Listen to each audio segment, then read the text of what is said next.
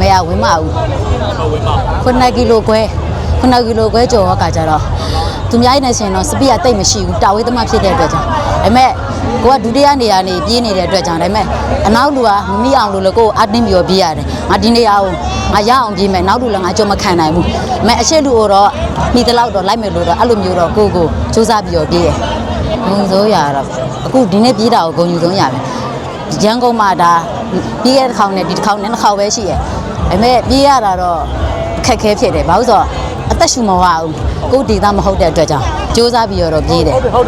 အခက်ခဲနဲ့ဒီကိုရောက်လာတဲ့အတွက်ကြောင့်ဒါပေမဲ့ဒီနေရာကိုတော့အရှုံးမပေးဘဲနဲ့တော့ပြေးရအရှုံးမပေးတဲ့စိတ်ဓာတ်နဲ့ခဏကတော့ပြီးခဲ့တဲ့တစ်ခေါက်လောက်တော့သိပြီးထွင်ရမရှိဘူးကျမကြီးမကောင်းတာပါတယ်ဒါ